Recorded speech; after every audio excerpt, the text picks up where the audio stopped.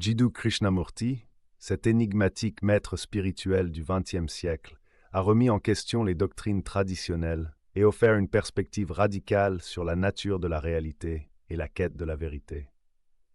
Contrairement aux approches religieuses conventionnelles, Krishnamurti a souligné l'importance de l'auto-enquête et de la compréhension directe, plutôt que de se fier aveuglément à des croyances et des dogmes. Sa vie et ses enseignements continuent d'intriguer et d'inspirer ceux qui recherchent une transformation spirituelle profonde. Krishnamurti a insisté sur le fait que la vraie sagesse ne peut être trouvée dans les livres ou les écritures. Il croyait que ces textes, bien que potentiellement précieux en tant que guide ou source d'inspiration, ne pouvaient pas nous donner une compréhension directe de la réalité. La vraie connaissance, a-t-il affirmé, ne vient que de l'expérience de première main, de l'observation et de l'enquête personnelle. Il a souvent utilisé l'analogie d'un menu et d'un repas. Un menu peut décrire un plat avec beaucoup de détails, mais il ne peut jamais remplacer l'expérience réelle de le manger. De même, les livres peuvent nous donner des informations sur la spiritualité, mais ils ne peuvent pas nous donner la saveur de la vérité. Krishnamurti a fait valoir que s'accrocher à la connaissance du livre peut en fait être un obstacle à la vraie compréhension. Cela peut nous amener à devenir complaisants, à croire que nous savons quelque chose, alors que nous n'avons fait que mémoriser les mots des autres.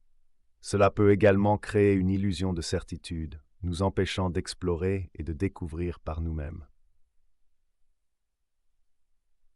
Il nous a encouragés à remettre en question tout ce que nous pensons savoir, à aborder la vie avec un esprit d'ouverture et de curiosité. La plus haute forme d'intelligence humaine, a-t-il dit, est de remettre en question tout, y compris sa propre pensée. Cela ne signifie pas rejeter toutes les connaissances, mais plutôt les aborder avec un esprit critique et discernant. Krishnamurti croyait que la vérité est comme une eau vive, toujours fluide et changeante. Elle ne peut être saisie ni contenue dans des mots ou des concepts. Elle doit être expérimentée directement dans le moment présent. Et pour cela, nous devons aller au-delà de la connaissance du livre et nous engager dans la vie avec un sens d'émerveillement et d'exploration. Il a encouragé ses auditeurs à ne pas accepter ses paroles aveuglément, mais à les tester eux-mêmes. « N'acceptez pas ce que je dis, a-t-il exhorté, trouvez-le par vous-même. Ce n'est qu'en remettant en question, en explorant et en expérimentant directement que nous pouvons découvrir la vérité qui se trouve au-delà des mots. Et c'est dans cette découverte que nous trouvons la véritable connexion à la dimension sacrée de la vie. » Krishnamurti a remis en question le rôle traditionnel des gourous et des autorités spirituelles. Il a fait valoir que personne ne peut nous conduire à la vérité, car la vérité est quelque chose qui doit être découvert par soi-même. Il rejetait l'idée d'un intermédiaire entre l'individu et le divin. Selon lui, s'appuyer sur un gourou ou une autorité, c'est abandonner sa propre autorité, sa propre capacité à discerner le vrai du faux. Le gourou est l'obstacle sur le chemin, disait-il, soulignant que la dépendance à une figure d'autorité, aussi éclairée soit-elle, entrave l'épanouissement de la compréhension personnelle. Il affirmait que la vérité n'est pas une destination que quelqu'un d'autre peut nous montrer, mais un voyage que chacun doit entreprendre par lui-même. Krishnamurti comprenait bien le désir humain de chercher des guides et des réponses auprès de figures d'autorité. Il reconnaissait la difficulté de naviguer seul dans les complexités de la vie. Mais il insistait sur le fait que la vraie liberté réside dans la capacité de penser par soi-même, de remettre en question tout ce qu'on nous dit, y compris ses propres enseignements. Il a même encouragé ses disciples à l'abandonner en tant que gourou. « Je ne vous demande pas de me suivre, disait-il, mais d'observer vos propres esprits, vos propres cœurs. » Il ne voulait pas de disciples, de suiveurs aveugles, mais d'individus capables de penser de manière critique et indépendante. Krishnamurti a mis en garde contre le danger de transférer notre autorité à une figure extérieure, qu'il s'agisse d'un gourou, d'une institution religieuse ou d'une idéologie. Ce transfert, selon lui, nous rend vulnérables à la manipulation et à l'illusion, nous empêchant de découvrir la vérité par nous-mêmes. La vraie spiritualité, pour Krishnamurti, n'est pas une question de croyance ou de dogme, mais d'auto-observation, d'enquête et de compréhension directe. C'est en cultivant cette indépendance d'esprit, cette liberté de la pensée, que nous pouvons véritablement nous connecter à la dimension sacrée de la vie. C'est là que réside la véritable liberté. Krishnamurti a identifié l'ego, ce sens illusoire d'un moi séparé, comme la principale barrière à la libération spirituelle et à une véritable connexion avec le sacré. Il a décrit l'ego comme une construction mentale, un produit de la pensée conditionnée, et non notre véritable nature. Selon lui, l'ego est une collection d'images, de souvenirs, de croyances et d'expériences que nous prenons pour qui nous sommes.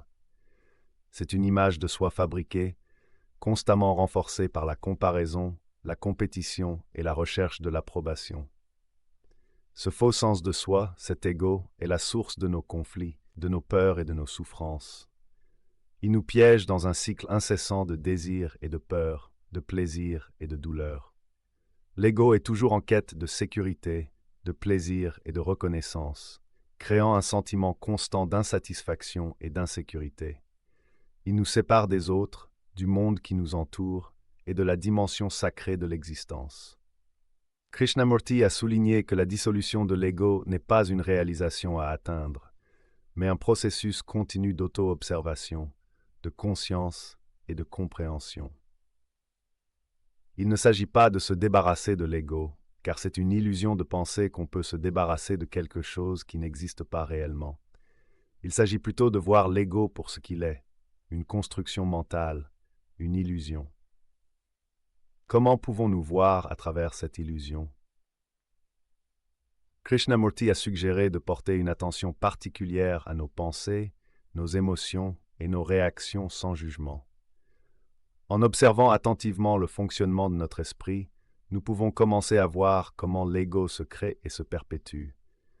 Nous pouvons observer comment il se nourrit de la comparaison, de la compétition et de la recherche constante de gratification. En comprenant la nature illusoire de l'ego, nous commençons à nous en libérer. Nous ne sommes plus identifiés à nos pensées et à nos émotions, mais nous devenons les observateurs de ces pensées et émotions. Cet état de détachement, de non-identification, nous permet d'expérimenter une plus grande paix, une plus grande liberté et une connexion plus profonde avec la dimension sacrée de la vie. C'est en transcendant les limites de l'ego que nous pouvons véritablement embrasser la plénitude de notre être et la beauté du monde qui nous entoure. Krishnamurti a exploré en profondeur la nature de la pensée et son influence sur notre perception de la réalité et notre connexion au sacré. Il a souligné que la pensée, bien qu'étant un outil précieux, peut également devenir une prison, nous enfermant dans un monde d'illusions et de conflits. Nos pensées, selon lui, sont largement conditionnées par nos expériences passées, notre culture et notre éducation. Elles créent un filtre à travers lequel nous interprétons le monde, nous empêchant de le voir tel qu'il est réellement. La pensée, a-t-il expliqué, est par nature fragmentée et limitée. Elle divise le monde en catégories, en étiquettes, en dualités. Le bien et le mal, le moi et l'autre, le sacré et le profane. Cette fragmentation crée un sentiment de séparation, d'isolement, nous coupant de la totalité de l'existence, de la dimension sacrée qui imprègne tout. Krishnamurti a fait la distinction entre la pensée et la conscience. La pensée est un processus mécanique, conditionné, tandis que la conscience est un état d'être, une présence ouverte et réceptive à ce qui est. La pensée nous piège dans le passé et le futur, dans les regrets et les anticipations, tandis que la conscience nous ancre dans le moment présent, le seul endroit où la vie peut être véritablement vécue. Il a comparé l'esprit à un miroir couvert de poussière. La poussière représente nos pensées, nos préjugés, nos conditionnements, Ces pensées obscurcissent le miroir, nous empêchant de refléter clairement la réalité. Pour voir clairement, nous devons essuyer la poussière, calmer le flot incessant des pensées. Comment pouvons-nous calmer l'esprit et accéder à cet état de conscience? Krishnamurti a suggéré la pratique de l'attention, l'observation de nos pensées sans jugement. Il ne s'agit pas de supprimer les pensées, mais de les observer avec détachement, de les laisser aller et venir sans s'y identifier. En cultivant cette conscience, nous créons un espace de silence intérieur, un espace où le sacré peut se révéler. C'est dans ce silence, dans cette présence attentive, que nous pouvons nous connecter à la dimension sacrée de la vie, au-delà des limites de la pensée. Merci beaucoup d'avoir regardé. Si vous avez aimé cette vidéo, n'oubliez pas de mettre un pouce bleu et de vous abonner pour plus de contenu comme celui-ci. J'adore lire vos commentaires, alors n'hésitez pas à en laisser un en dessous pour continuer la discussion. Partagez cette vidéo avec vos amis pour faire passer le message. À la prochaine!